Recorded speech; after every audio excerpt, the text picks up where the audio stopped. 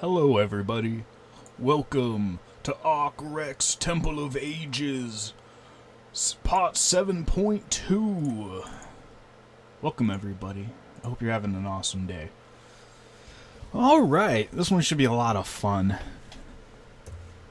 So, this one and the next few ones are going to be a bit more focused on current events and what's happening in my day-to-day life, especially with synchronicities.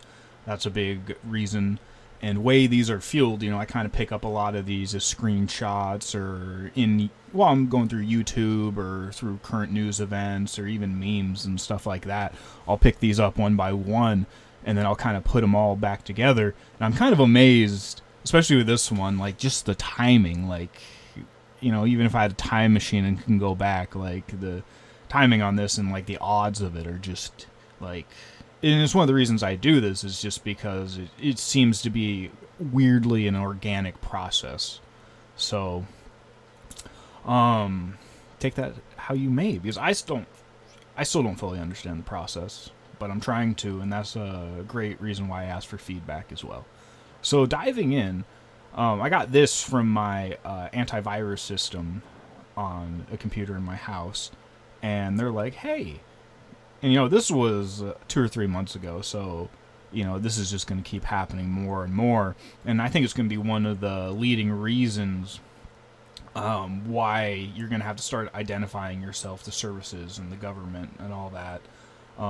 Especially with YouTube, just on the 13th, said that if their AI algorithm thinks you're underage, they'll ask you for verification. Some of which is like a picture of you. It's not just numbers. So more and more, in my opinion, you're going to have to prove yourself to the computer and the internet or whoever you're trying to connect with that you are not an AI. It's going to flip from your security system on your computer saying, hey, be careful for people that aren't who they say they are, because anyone could just make an AI that looks like anybody. And it's going to turn around on normal people once this becomes a more widespread consumer thing that becomes easier to use. This was a guy in the classroom. The guy on the bottom left right there, that's an AI that the guy in the bottom right there used to address the court. And they didn't even know at first and kind of had to say, like, hey, is this like an actual real person talking to us? And he's like, no. So weird things are starting to happen. And I've had memes like this, but a lot of people are starting to take pop culture references and say, hey guys, this wasn't supposed to be a playbook. Like, this isn't what we're, like, the Titanic isn't supposed to be the playbook we're running. Like it's supposed to be a warning, a cautionary tale, not the thing we're going with. And, things like this are popping up more and more, especially with, like, the robotics and T-1000. I don't have it in here. Oh yeah, I do. That scientists are starting to create shape-shifting, but not only shape-shifting, self-repairing shape-shifting liquid metal used in robots in multiple different companies right now. Like, it's popping up in multiple different ways. This one's a bit older, back in May, that they're starting to drop hints that the sun might actually be intelligent or conscious. And just like a day or two ago. And I just want to go back that these slides right here prove so much of... So I made 800 slides about 3 months ago, back in March and May, right around part 6. And I wanted to start going a lot faster, but, gardening and life caught up and work and all that. And, I thought I'd pick it up, when it was the right time. Part of me really wanted to force the process, yet I just find it amazing with things like this that, I was including it, and then, within a day or two of me making this, or, within days of me finding it, you start having it pop up again and again and again. And that's also what I'm trying to say, is these things are probably going to keep popping up again and again and again, because it is pre-programming. And I don't have a video of this, but this is a very interesting robot. They're starting to build a lot like these. There was one where they had 8 fans and they built a ball around it, so it was omnidirectional. This one's very similar, except it has 4 spider legs, so it can walk around like a spider, but it also can fly and like form into a ball. It can go any direction. It's omnidirectional. They're pumping out all kinds of things like this. Same with, you can kind of start seeing it, if you just put little tiny fans everywhere and hook it up to a central processing unit, you can do all kinds of interesting things. And this is a muscle style synthetic robot body they're building, and it looks really creepy if you watch the video of it kind of like twitching around, but it's almost looks identical to Westworld. They're building these artificial beings that they're trying to put different types of consciousness into to make their dreams come true. And this is a recent thing Disney World did, and I have a huge synchronicities with Harry Potter, and I see it a lot, and I'll be talking more about this later in the presentation, and I have in the previous ones, that you can kind of interchange science and magic.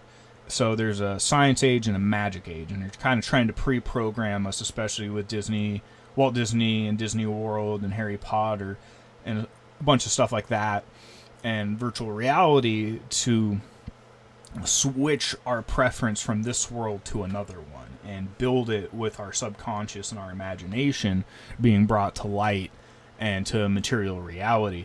And that the wand represents, you point it, you swish and flick, you can make something fly, your imagination is becoming a reality. And they're pre-programming this more and more into people. And so this is Katy Perry.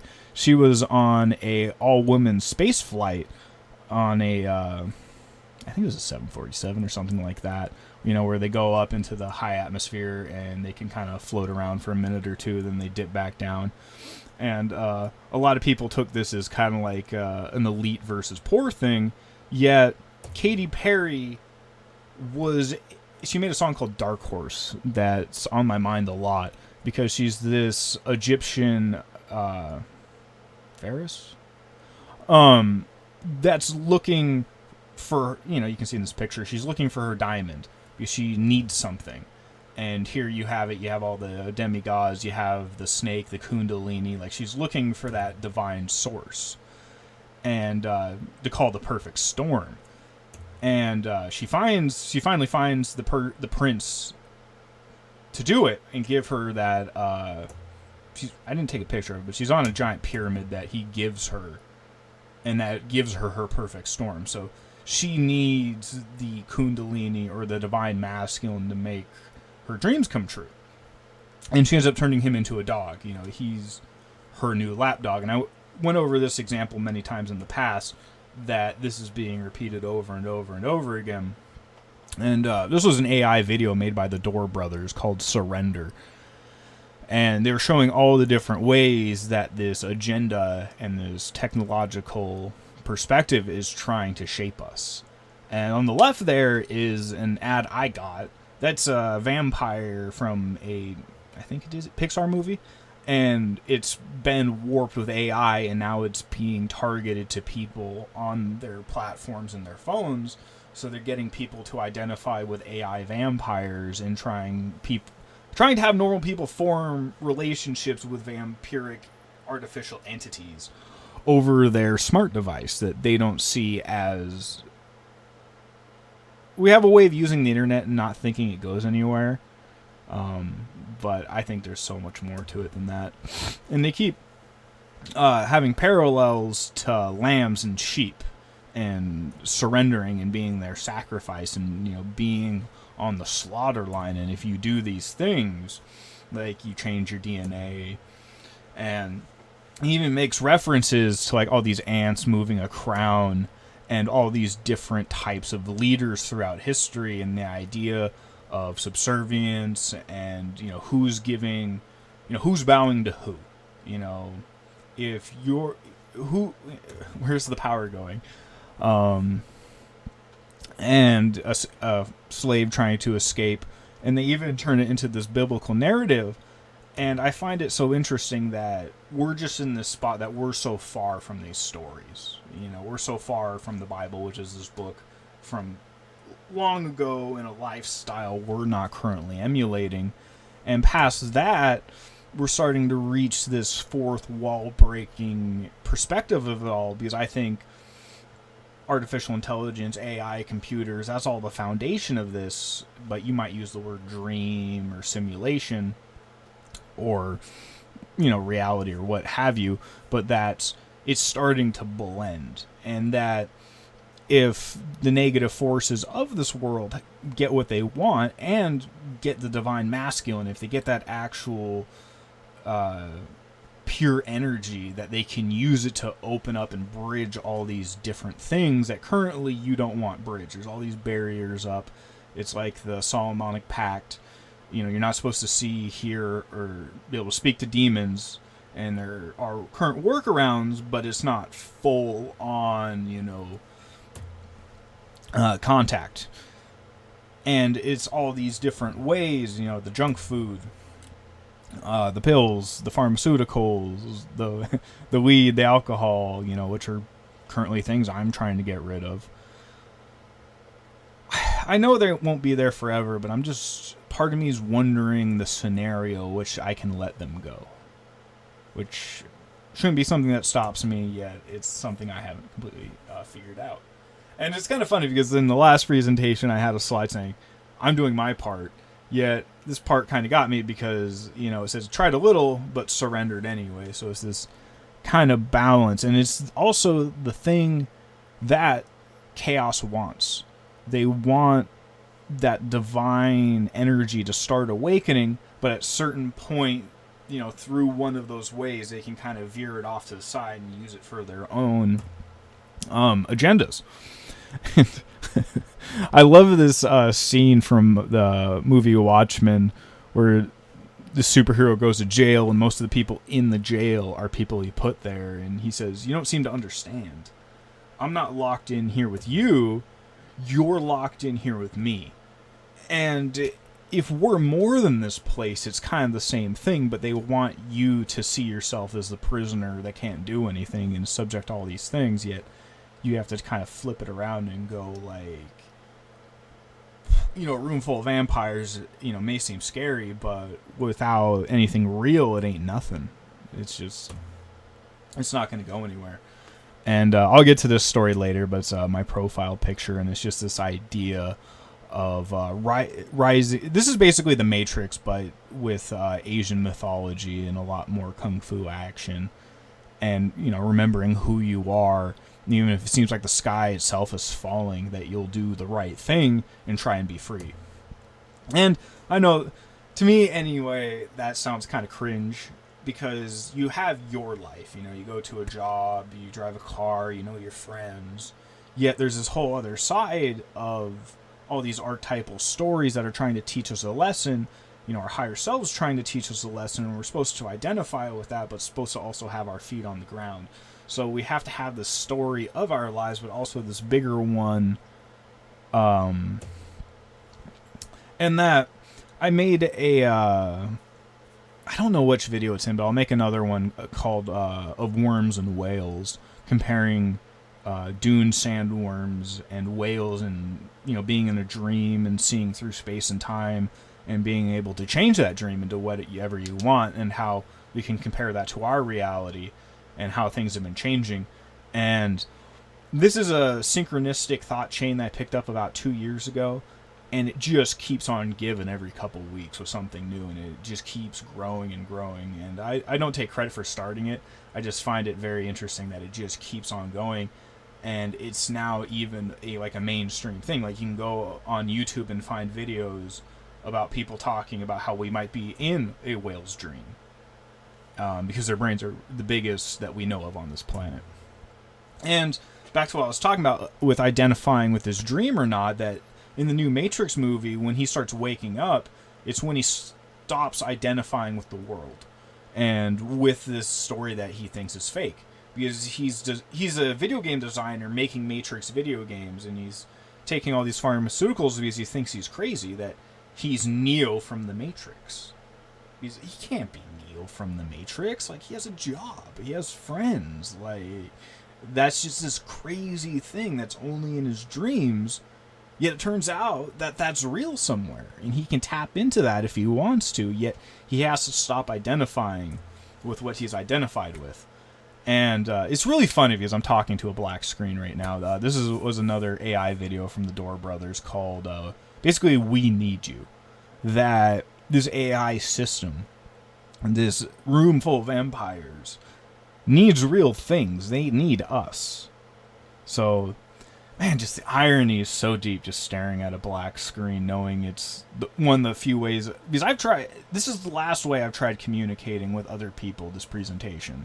I tried for years, person to person, and no one's picked up and talked to me about it more beyond just like the vaguest way. And it's just, I'm just going along the path, seeing where it goes. But it's just, the fourth wall breaking irony of it is just quite amazing. This is a very popular video game that was released the last year or two called Helldivers. And in the last few months, they had this interesting event called the Illuminate. And they're aliens from another dimension that they fought a long time ago, but kind of faded into myth and legend. But all of a sudden, they're popping out through this wormhole in space, and they're calling everyone back to Earth. And I made this parallel that in this game, they're just going from spaceships onto planets, yet you can think of these as like souls going to different experiences in the multiverse to, do what I would call the Jesus or the Neo effect, to try to make it better no matter where you are or the context, and try to make the whole thing better. And that, especially if you add all the sci-fi stuff into it and all the technology we have, some could see that as a kind of hellish experience if you're going right in the middle of it, and having just like an action or violence perspective of it.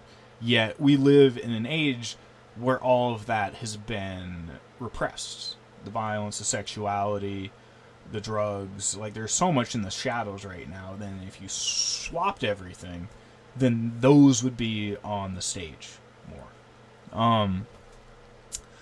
And this idea about the battle for humanity, and it's interesting too because they tie it to the past and the future, having this update where everyone looks like they're from, the Civil War, World War II, and all this ceremonial outfits.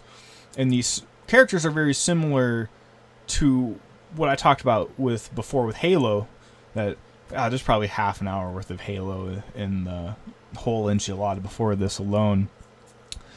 And so current events are mixing with these archetypal stories of good and evil. And I talked about the Minecraft movie and how the whole plot of the story is bridging between worlds and what you thought was imagination's actually reality. And I found this wallpaper of the cast from the Minecraft movie now in the Helldivers movie. And in my opinion, we're just going to see more and more of this happening because reality itself is mashing up and, the chaos is increasing. So all these stories that were in their, own books on different shelves are now just getting thrown into a blender. And we're going to see what's happening because it's entertaining. In my opinion. And I found videos that people are making these AI videos of like a vlogger in our reality living in these other realities. So this is a Helldiver from the video game, but he's acting like somebody from our reality walking around with a selfie stick going like, hey chat, like there's a bunch of alien monsters around here. What do I do? Oh geez. And it's that blending that's happening with AI right now. And this isn't only happening with the Helldivers, it's happening with Warhammer 40k, my favorite sci-fi universe, and a bunch of other ones. And this is from a Door Brothers video. And the Door Brothers, that, like I said earlier from other presentations, is spelled DOR, but their logo of their channel is opening a door, to the subconscious and all these other places, to the multiverse. And this person's saying, as his room's flooding, he's saying, chat. And chat's all the people watching. Especially if you're in a live stream and you're talking in the chat, that the streamer will talk to everyone as the word chat. Like a chat room. that this is literally the most realistic survival game ever. And the more and more I think about it, the more and more I think that's what this place is. You know, that we have to make video games and all this entertainment and books and reality because they're all better than ours because it takes so long to do anything in ours. And here was a story from the 5th of May about how the U.S. is building all these underground facilities in this apocalyptic event, if it happens, that they can hide out. This is memes of the vice president. These always make me laugh. These just exploded a couple months ago. And the reason I included it is that right around the time these memes exploded, he went to go meet the Pope, and within days he died. And then he went to India, and they had all these terror attacks, and people were comparing him to the avatar of Shiva, and that we're in the Kali Yuga, which is this, basically the simulation. I talked about it earlier, the different ages of reality. The Dalai Lama canceled his meeting with J.G. Vance. That, our realities is this giant meme, and they're purposely trying to make our reality more like a joke and a meme and less serious so that they can bring order to the chaos. And this is an AI-powered Catholic priest that was demoted after he said you could baptize babies with Gatorade. We're only beginning. Oh, it's going to get so stupid. I hope you all have a sense of humor. This was a guy that created his AI girlfriend, and then he videoed himself and inserted his AI girlfriend, Topia Egregore, thought form. That's becoming more real life by the day because he lives in a society that has made him lonely and has made the average couple not want to get together and reproduce without extraordinary caveats for the most person, or for the average person, at least in my age group. And here's another one of a guy kissing a robot, but this is an AI video, I think, of a guy kissing a robot. But this is pretty much around the corner. And here's Jordan Peterson basically warning other people that there's all these channels on YouTube that are more and more using his likeness and his voice for serious topics, but also as jokes as well. And I've watched a lot of those joke channels as well, and they're very funny. But it's happening more and more. And it's like, imagine if you were the person everyone was making those joke channels about and saying all these horrible things, because if you use very drastic comedy, that can ruffle the feathers of society. And if it's pointed back to you just because someone made a joke on the internet with no strings attached, it's going to be an interesting way that we figure out how to navigate all this fun that we're making for ourselves. So one of the first things Trump did when he came into office was give $500 billion to the Stargate project to bring AI projects to life. And I've talked about how that what represents this portal is the Stargate in so many movies. And earlier I was talking about how we might be in a whale's dream, yet the opposite of that would be squids and octopus and things like that. I have this video right here of a octopus that opened a jar with inside a jar that, and I think there was even something inside of that he had to open to get the snack inside. Like, these things, like, if you look up Great Pacific Octopi, are one of the smartest animals in the animal kingdom, and with their ink in their body, a lot of them will camouflage as other things. Like, they'll pretend to be a fish, shapeshift themselves into the shape of a fish, and mimic swimming like a fish and changing the pigmentation of their skin. Like, these aren't just normal animals that we're seeing, as much as we think they are. So I'm going to jump really quick while we're talking about dreams and everything into this Japanese anime that's one of the most synchronistic in my life. And I talked about a lot in part 6. So basically in the cartoon show that's just coming out the last few months, they had this pentagram right here. And um, it summons this giant black oil goo being that shapeshifts into a giant spider demon that's basically like one of the highest officials in the government. And that's like how he can teleport from place to place and become a giant demon. Like, just imagine like whatever government official you want to in our world, and imagine if they just like turned into a giant monster from a pentagram. Very subtle. And that once again, the main character has gained this ability to basically shape reality around him in a Looney Tunes way. So he can do all this weird stuff and basically rewrite reality. And to do this, he has been possessed by a spirit that's been possessing people throughout the ages. And they introduced this character called Kuma. And he was the one that kind of foretold this because he had read this ancient prophecy of the sun god. And he himself was turned into a human cyborg weapon for the government.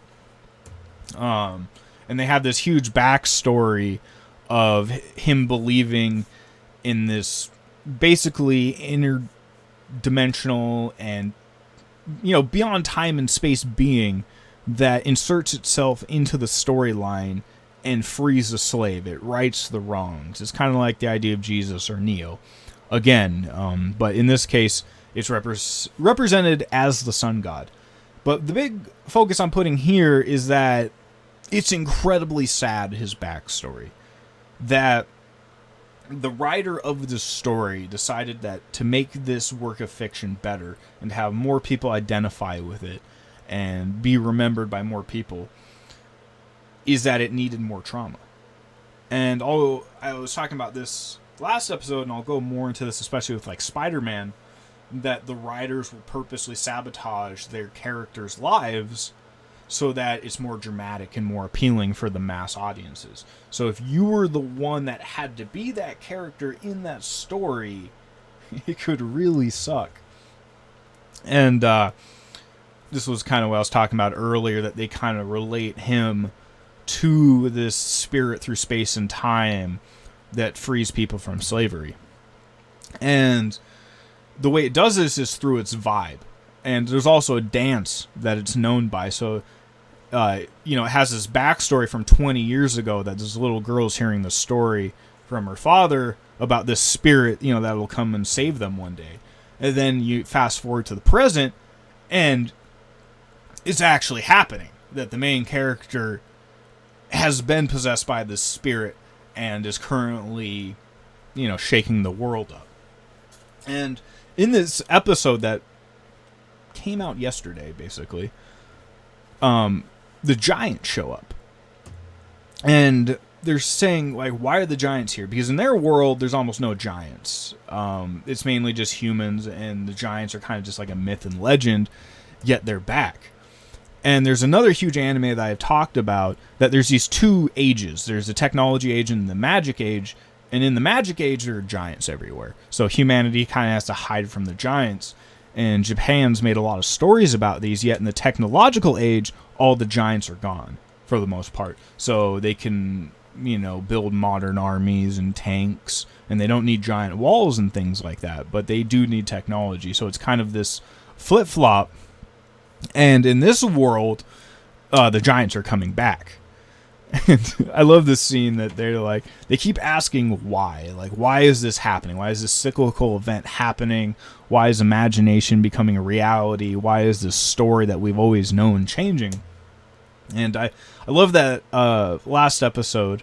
And one of the biggest parts of my life that I've been having trouble with is that everything in this world happens for a reason. And like I'm meant to be here right now.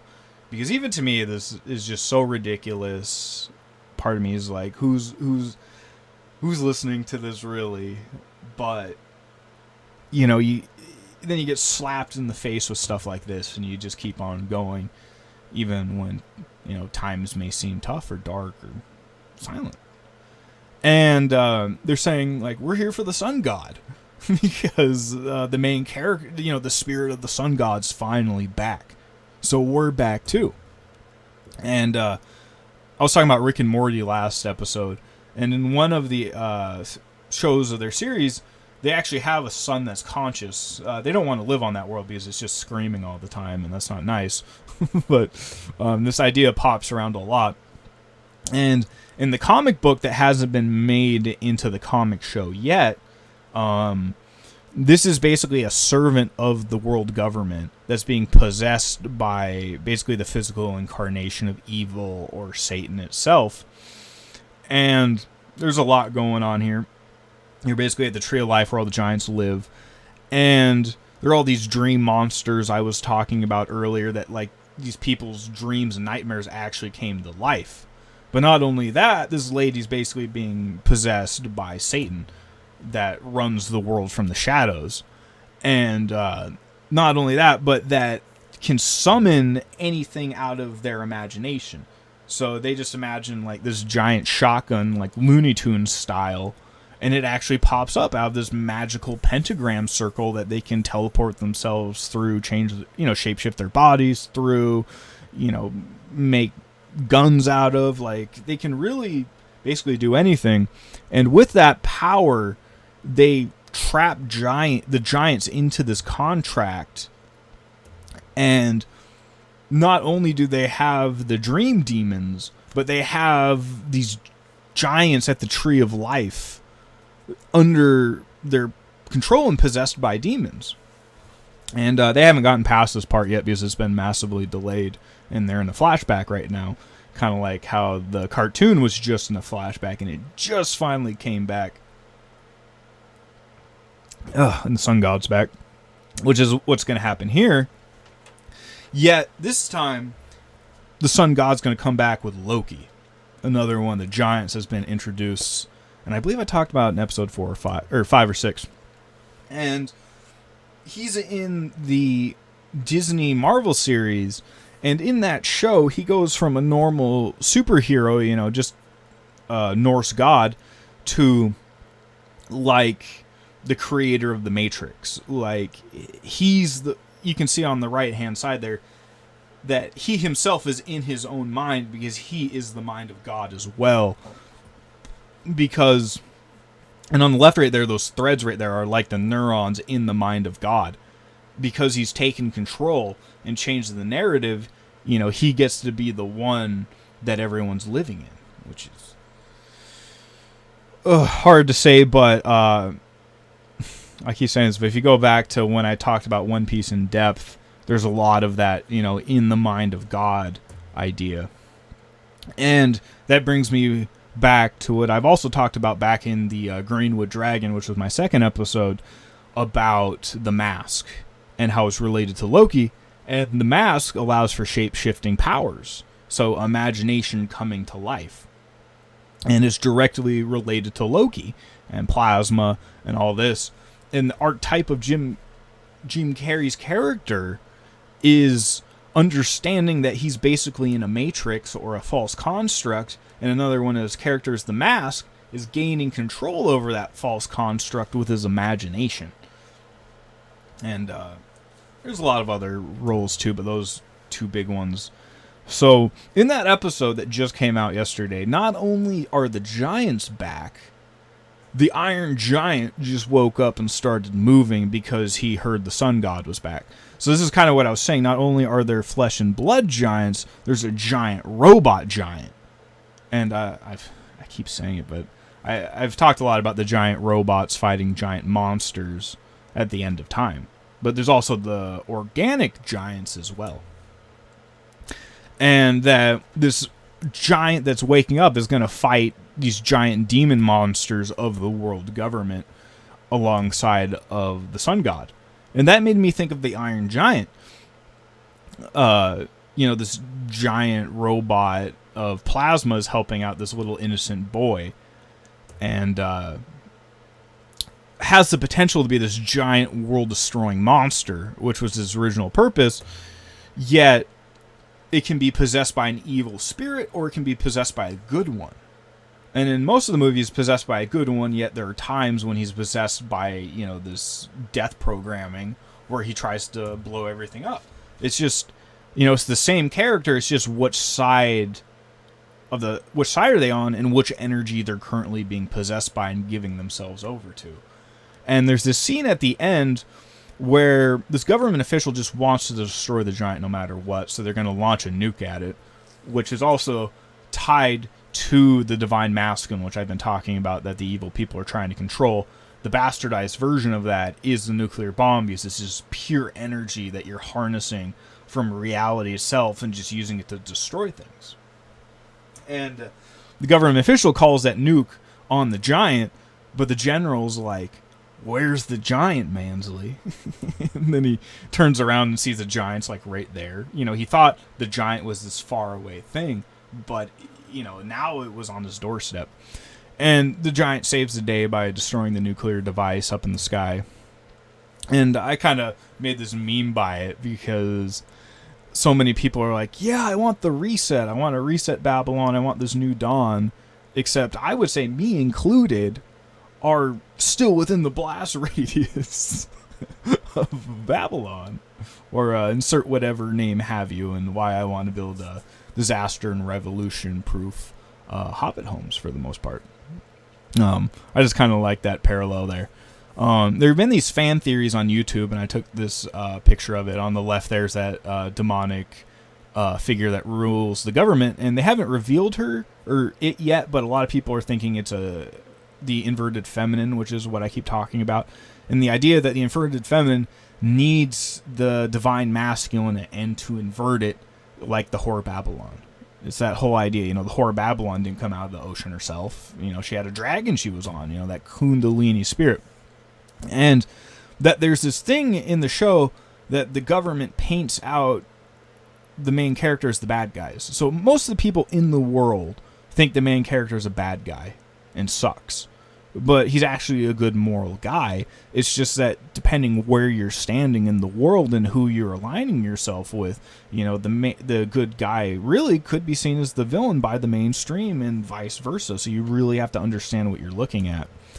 And these are two other main characters. The one on the left right there is that one from that giant world that I was talking about earlier.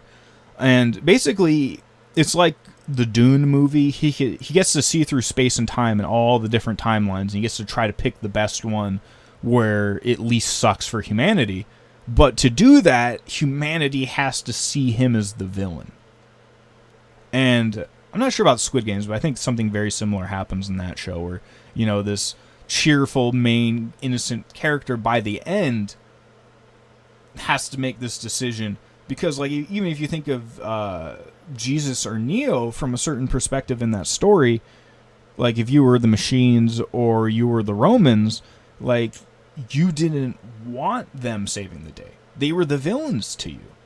So, and what you have to do to fulfill the hero's arc and reset reality changes with a lot of different shows and can paint you more as a hero or a villain. And I talked about that again last time.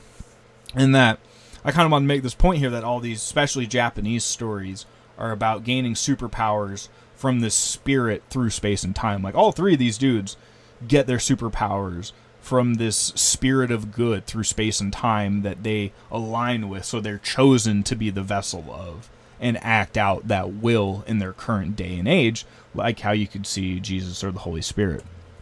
And they had one piece, and you have the moon right back there with this awakening, it's always darkest before the dawn. And that the exosphere itself, as I've always seen it, as this kind of bridgeway between realities. And I don't have them now, but I'll show them in a future presentation, that they're showing all these new movies at the sphere, and they're overlaying all these AI images on previously existing movies like The Wizard of Oz, so that it can fit on this giant sphere. So they're mixing our movies with AI and playing them on this giant exosphere to bring them more to life. And it's the eye of the beholder watching it, but then they also invert it or change it and flip it by having the eye on it as well. And in that One Piece episode, the girl that, was given the legend of the spirit that would come through space and time and save her through slavery, from her slavery and from the world government and that giant spider monster that's currently trying to destroy her, she finally sees and observes with her eyeball, this transcendental spirit. And that attention brings it to life. Almost done. So this is a game that came out recently. It was a remake of an old one called Oblivion, where it's kind of like this medieval fantasy world with wizards, but all these demonic portals start opening and their entire realm is thrown into this demonic invasion. No one's ready. It's really awful. And you're this main character that's basically the same thing, this spirit through space and time that people see as the chosen one. And that's kind of the reoccurring thing of the series, that every game they make. This was the fourth one. This might have been the fifth one. They've made 6. And they've also made sci-fi versions as well, that you're the chosen one that keeps reincarnating. You're the only one that can beat evil, that can go through these demonic portals, beat the demons at their own game, close the portals from the inside, and bring the world back to peace and harmony. And I just wanted to say here that there was a race, everyone's getting invaded by these demons and it sucks. But there was one group of people called the Argonians that were these lizard people that worship these psychic trees. And the psychic trees saw what was coming, so they gave a bunch of energy and training to the lizard people, so when the demons finally invaded their reality, the lizard people area was the one place that they couldn't beat. They actually got counter-invaded once the demons opened the portal and got invaded by lizard people immediately. And the lizard people took all their stuff, and the demons had to close all their portals. Because they were getting robbed while they were trying to invade them, but it wasn't working.